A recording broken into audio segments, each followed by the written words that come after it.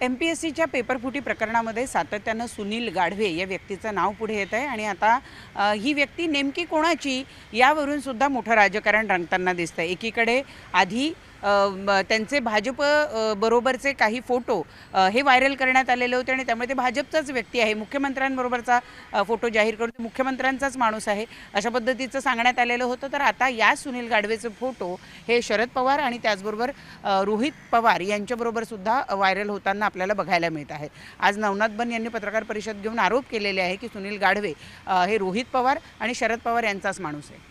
असं आहे की नवनाथ बनला मला तुमच्या माध्यमातून आव्हान करायचं आहे की जर तो आमचा माणूस आहे तर तुम्ही त्याला चौकशी ताब्यात कधी घेताय, त्याची नार्को टेस्ट करा, गाढवेची नार्को टेस्ट करा आणि गाढवेचं आणि काय कनेक्शन आहे आणि मग ह्या पेपर फुटीच्या प्रकरणात किती सत्ताधारी पक्षाचे अभिमन्यू गुंतलेत ना हे बाहेर येऊ द्या ना। जर आमचा तो माणूस आहे तर तुमच्याकडे ग्रह खातं आहे, धरा त्याला, चौकशी करा, त्याची ब्रेन मॅपिंग करा, नार्को करा आणि कळू द्या महाराष्ट्रातल्या पोरांना की तो कुणाचा माणूस आहे। आम्ही फोटोहून फक्त गाढवेच्याबद्दल शंका उपस्थित केल्या नाहीत, आमच्याकडे मुख्यमंत्र्याच्या सोबतचे त्याचे 5 व्हिडिओ आहेत। आम्ही म्हणत नाही तो मुख्यमंत्र्याचा माणूस आहे, पण हे जे चाललंय प्रकरण एम-पी-एस-सीचं हे ज्या ऋतुजा पाटीलच्या चॅटवरून हे पेपर फुटीचं प्रकरण झालं आणि राहुल गांधीच्या स्टेजवर मुलगी बांधल्याच्या नंतर सरकारला जाग आली, इतके दिवस जाग नाही आली। त्या चॅटमध्ये क्लिअर कट आहे पेपर कसा फुटला, प्रश्नपत्रिका कशी आली, हे सगळं असताना ह्यांना जाग नाही आली। त्यावेळेला ह्या एम-पी-एस-सीचे अध्यक्ष आणि सचिव हे सांगायला आले की त्या गौरवनी तक्रार माघारी घेतली, मग तो कसा पेपर कसा फुटला नाही हे सांगणारी एम-पी-एस-सी आता काय मुग गिळून गप्प बसली। हे खालचे दलाल आता पकडले सगळे, पण ह्यांचा जो मेन बॉस आहे, होलसेल डीलर आहे, तो एम-पी-एस-सीत बसलाय आणि ह्या डीलरला कुणी एम-पी-एस-सीत बसवलं? एम-पी-एस-सीचे मधले अधिकारी केडरचे, त्यांना प्रमोशन न देता की बाहेरची लोक एम-पी-एस-सीत अध्यक्ष सचिव म्हणून कोण नेमतं ना? आत्ताचे एम-पी-एस-सीच्या अध्यक्ष सचिवाला नेमायला कोण आहे? कोण सत्ताधारी पक्षातला आमदार आहे? मग हा गाढवेचं आणि त्या आमदाराचं काय कनेक्शन आहे?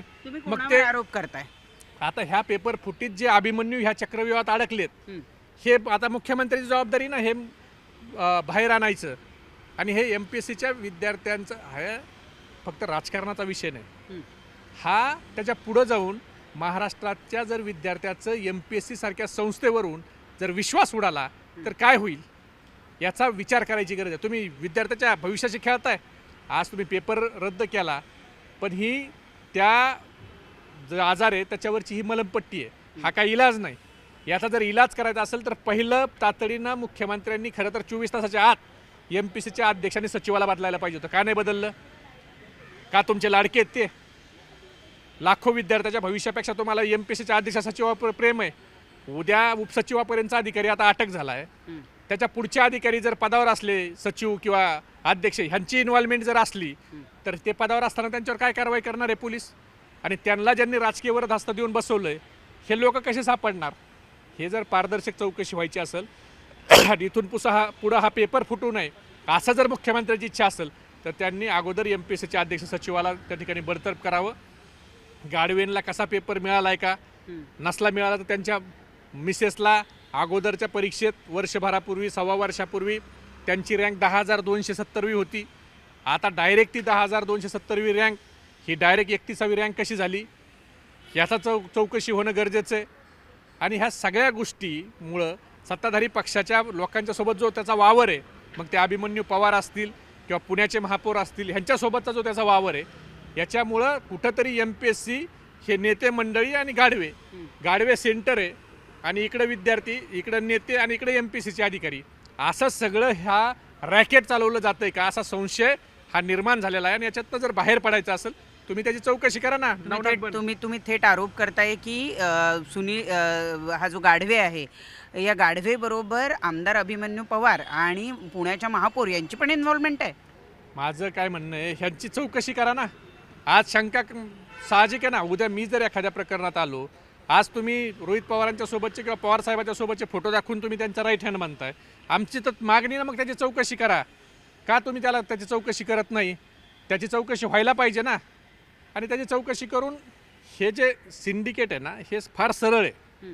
गाढवेची चौकशी झाली, एम-पी-एस-सीचे अध्यक्ष सचिव बाजूला गेले आणि पारदर्शक चौकशी झाली तर महाराष्ट्राच्या समोर आरशासारखं हे सगळं प्रकरण येणार आहे।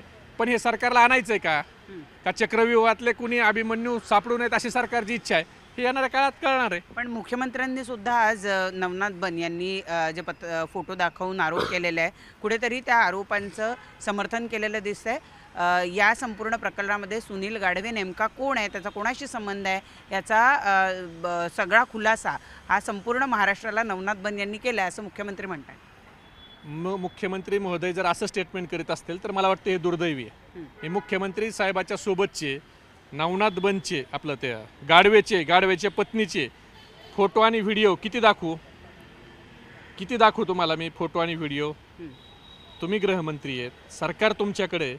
माझी विनंती आहे ना तुम्हाला की तुम्ही हे कुणाला खांद्यावर घेतलंय, कोणी खांद्यावर घेतलंय, शेजारी कोण आहे, हे काय आहे, तुमच्यासोबत काय कशाचा चेक देत आहेत, ते कोण आहे तुमच्या शेजारी, CM साहेब, हे काय आहे, हे फोटो किती फोटो दाखवायचे तुम्हाला, किती फोटो दाखवू? व्हिडिओ पण आहेत, चांगले रील आहेत, पण याचा अर्थ मुख्यमंत्र्यांचा याच्यात इन्व्हॉल्वमेंट असं आमचं म्हणणं नाही. पण ह्या व्यक्तीला जो ॲक्सेस मिळतोय सगळीकडं, तर आमचं म्हणणं आहे ना, याचं नाव काय आलं तर याच्या मिसेसला, याच्यावर संशय यायचं कारण ह्याच्या मिसेसला मागच्या 1.25 वर्षापूर्वी एका परीक्षेमध्ये 10,270वी रँक आली आणि आता 31वी रँक आली. शेवटी ही कशी आली हा संशय आहे ना, पेपर फुटल्याच्यामुळं. लाखो विद्यार्थ्याच्या मनात आहे, महबूब शेखच्या मनात नाही किंवा राष्ट्रवादीवाल्याच्या मनात नाही, लाखो विद्यार्थ्याच्या मनात आहे. आणि जर तुम्हाला वाटतंय तुम्ही जर आमच्यासोबत संबंध असते तर त्याला सोडला असता का? तो तर रात्री सगळ्यात अगोदर अटक केला असता जर आमच्या कोणत्या नेत्याची लिंक असती तर. ही तर तुम्ही दम नाही, तर ज्याची लिंक आहे त्याला दम दिला असता, त्यांनी प्रवेश केला असता तुमच्या पक्षात. हे असं आहे की याच्यात राजकारण करण्यापेक्षा मुख्यमंत्री महोदय, ह्या देशातल्या, ह्या राज्यातल्या विद्यार्थ्याच्या भविष्याचा प्रश्न आहे. MPSC वरून त्यांचा विश्वास उडू नये. MMRDच्या परीक्षेत पण काय झालं याच्याकडे जर सुद्धा बघा, 100 पैकी 7.5 मार्क पडणाऱ्या विद्यार्थ्याला 200 पैकी 200 मार्क मिळालेत. हे जरा तुम्ही थोडं लक्ष घाला. फक्त राजकारण म्हणून याच्याकडे बघू नका, आरोप प्रत्यारोप म्हणून बघू नका. जरा व्यवस्थित चांगले नॉन करप्ट IPS अधिकाऱ्याला SITला नेमून त्या ठिकाणी चौकशीत तुम्ही बघा काय चाललंय, आणि MPSCवरचा विश्वास उडू देऊ नका.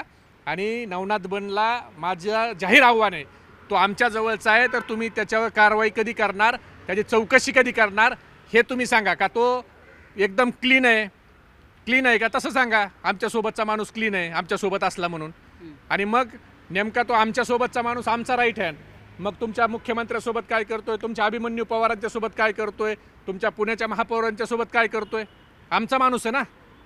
ह्यातला माणूस बिनूस फोटो काढला ह्याच्यासारखे अशा तकलादू आम्ही तक्रारी करणारे माणसं नाहीत. त्याच्या मिसेसला मार्क पडले आणि तो तुमच्या सत्ताधारी लोकांच्या जवळ आहे. आणि MPSCच्या अधिकाऱ्याचे त्याचे काय लागेबांध आहेत, त्याचे तुमच्या नेत्यांचे काय लागेबांध आहेत, हे शोधायचं काम कुणाचं आहे? सरकारचं आहे ना. सरकार फक्त प्रत्येक वेळेला तुमच्या माणसं अडचणीत आले की त्याला आरोपाने उत्तर देण्यापेक्षा याच्यातली सत्यस्थिती ही लोकांच्या समोर येऊ द्या. आणि कृपा करून याच्यात राजकारण करण्यापेक्षा MPSCच्या वरचा विश्वास हा उडू देऊ नका. परीक्षा जरी डबल होणार असल्या तरी त्या मुलाचं जे कष्ट झालं आहे, त्यांना जो मानसिक त्रास झाला आहे, त्यांचे जे पैसे वायाला गेलेत, त्यांचा जो वेळ वायाला गेला आहे, त्याची किंमत कोण भरून देणार आहे? तुम्ही युवकांना झुरळ समजू नका. हे झुरळ उद्या जर तुम्ही ह्याच्याकडे दुर्लक्ष केलं ना मुख्यमंत्री, तर हे जर तुमच्या सरकारच्या चड्डीत घुसले तर तुम्हाला नागडं केल्याशिवाय हे झुरळ शांत बसणार नाही, तेवढं लक्षात ठेवा.